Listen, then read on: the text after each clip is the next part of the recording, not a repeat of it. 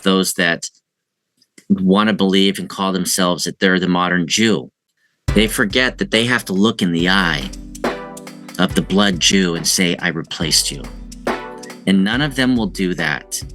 None of them will go to the Indian and say, I'm more Indian than you because I have a view into your ancestors' history. None of them will go to the Jew and say, I'm more Jew than you. I replaced you. So then who are you? Who are you? You're the Gentiles that have been grafted in. And if the Gentiles who are grafted in forget that they're not Gentiles anymore and stop acting like Gentiles, then they'll be cut off to go be Gentiles.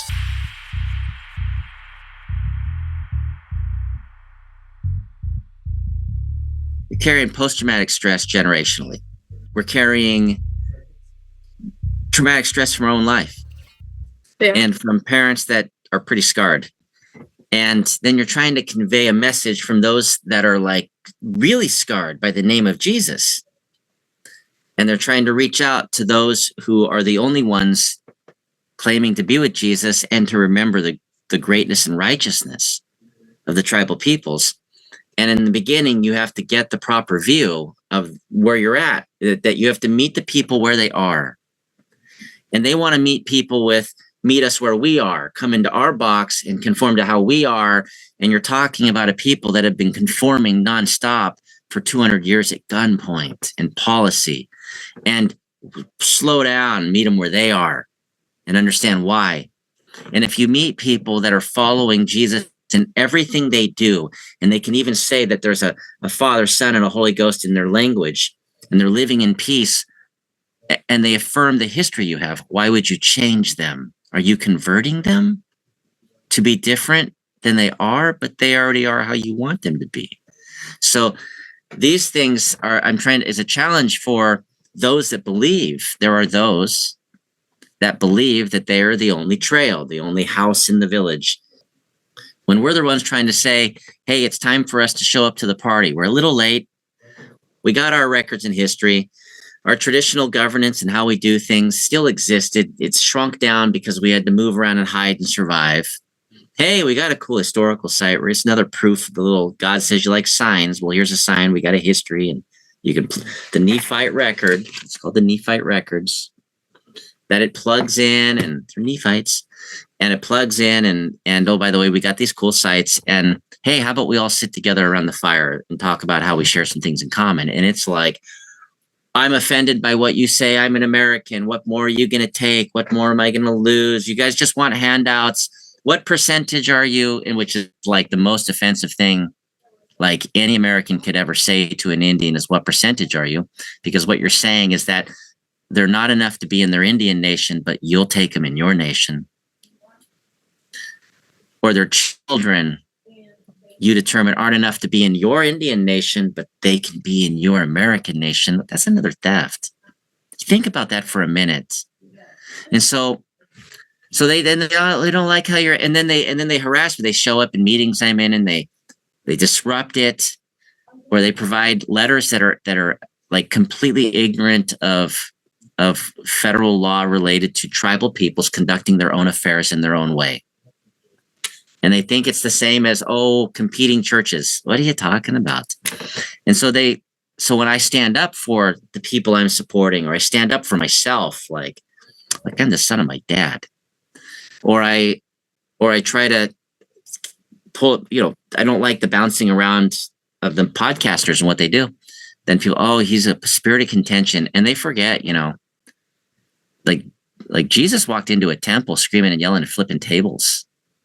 Today, if he saw some of the money handling going on with those possessing temples, I'm sure he'd be flipping things too.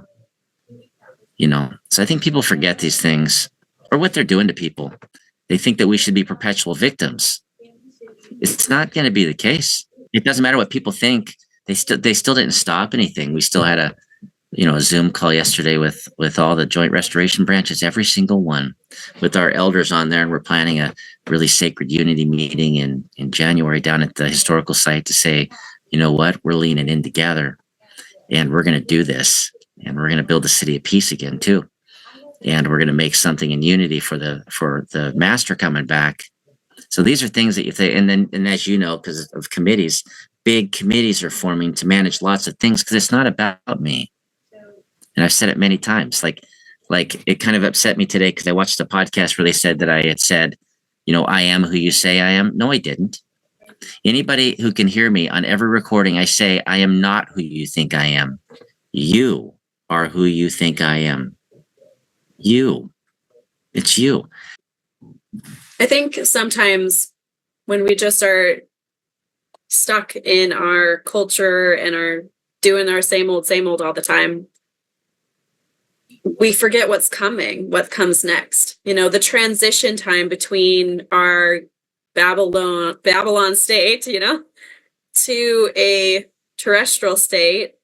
So welcoming Christ, the city of Enoch, helping us to build Zion, all of these things that the scriptures talk about.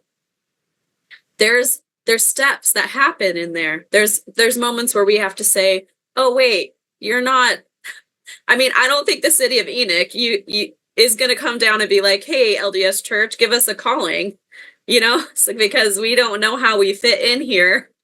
The Lord's sending them down and they're going to help us build Zion. And so there comes a humility of being able to look at someone outside of maybe the organization that you think holds authority and welcome them in to guide you. And, that's one thing that I absolutely love about a lot of these other records, which I don't even know how many you're familiar with either, but even in the Nemenhah or the Chronicles of the Children of Aronik out of England, and there's different records, and one thing I love about them is they come together. There's stories in those records where they find a new people and they bring them in and they become one people.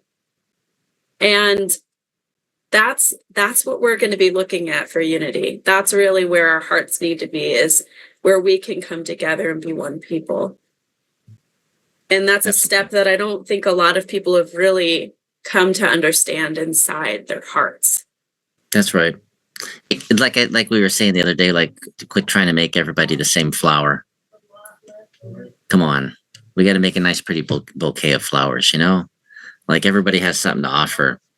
And so, let's focus on the good, positive things that we're trying to stop trying to talk about who has more and who has less. And I just don't see that when Jesus comes back with the city of Enoch, that he's begging permission to have the authority to do things here on the earth, and someone's going to be saying, I have the keys. And he's always had them. What are you talking about?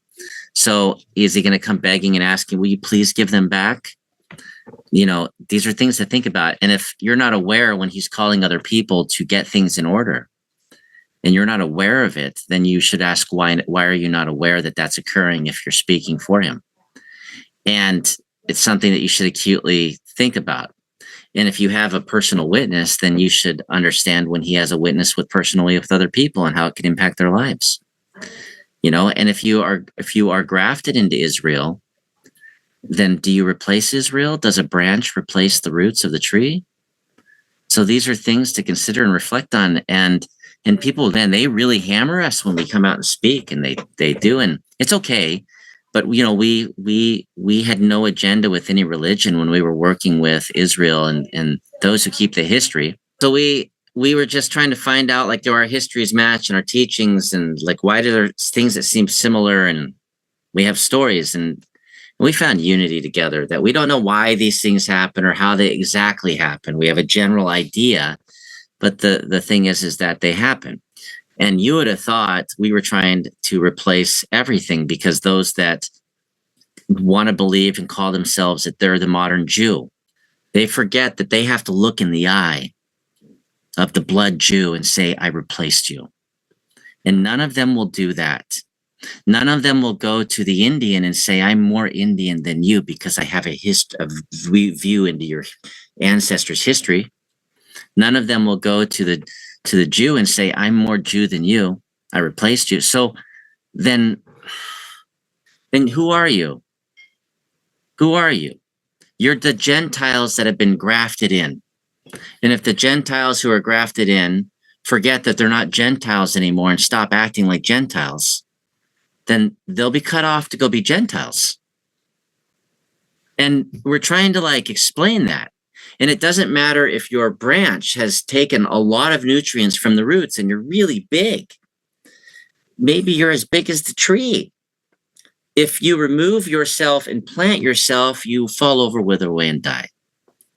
So I think there needs to be a proper understanding, and because that was the big misunderstanding, is that we're gathering our own people under our own authority to do so.